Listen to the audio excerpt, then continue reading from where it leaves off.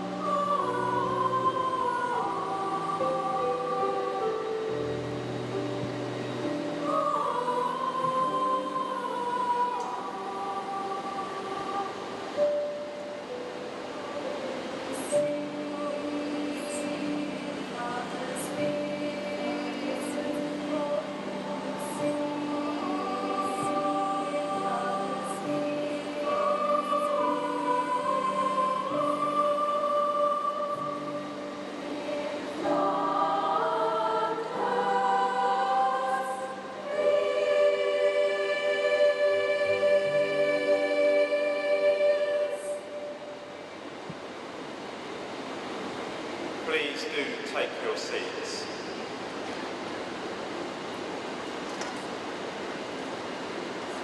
Your Majesty, distinguished guests, Secretary of State and colleagues from across the railway family, I'm delighted to welcome you here to London Paddington Station for this very special Poppies to Paddington Remembrance service on behalf of Great Western Railway and Network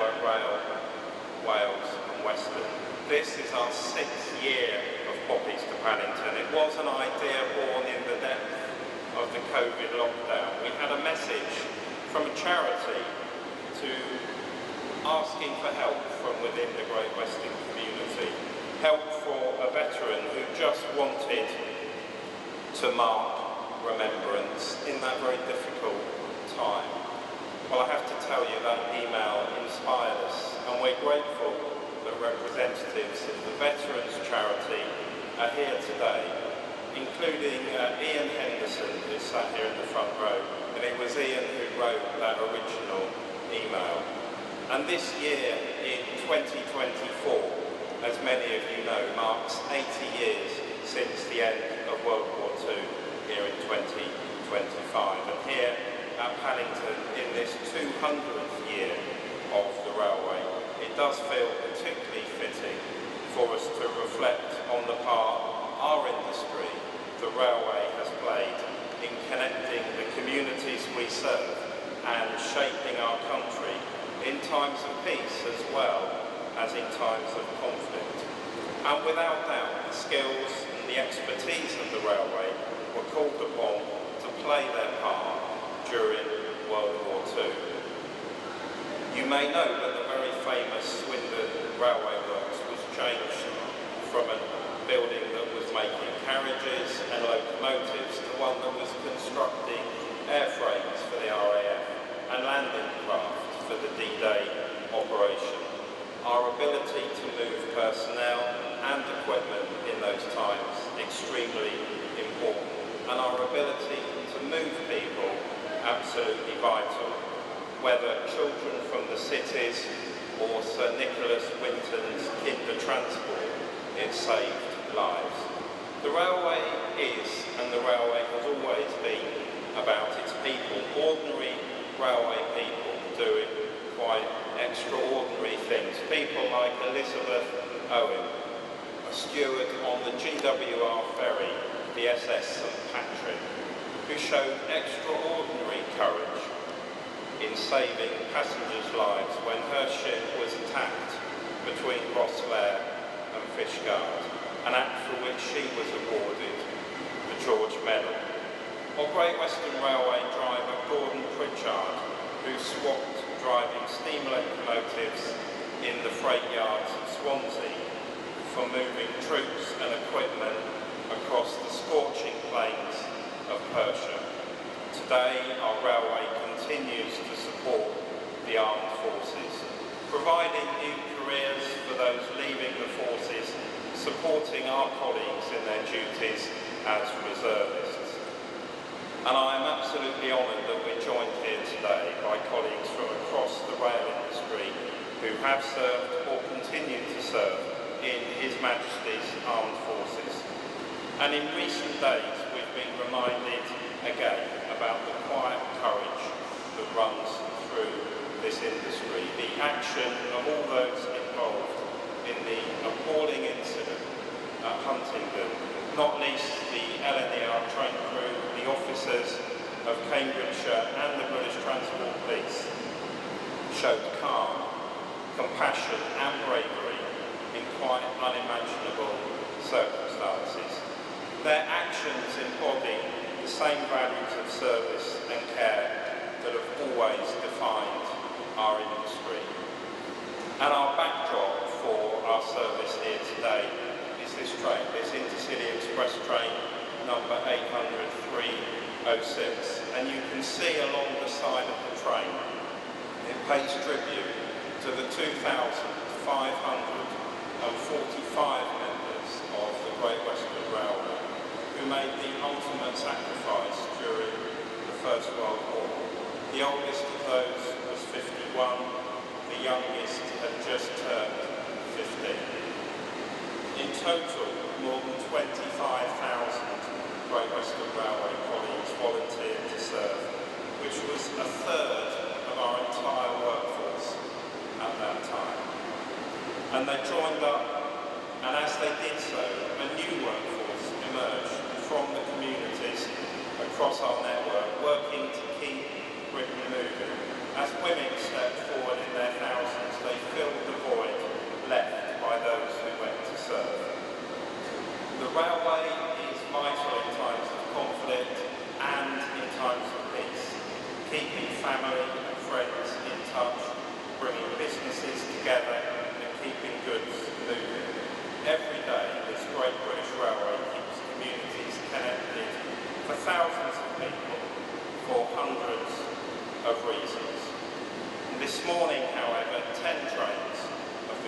Western Railway, along with railway colleagues present here today, have connected communities in a single act of remembrance, collecting tributes of poppy wreaths to be laid here at the foot of this iconic memorial, bringing people together as the nation once again pauses to reflect and remember those who fought and those who died in conflicts old and new.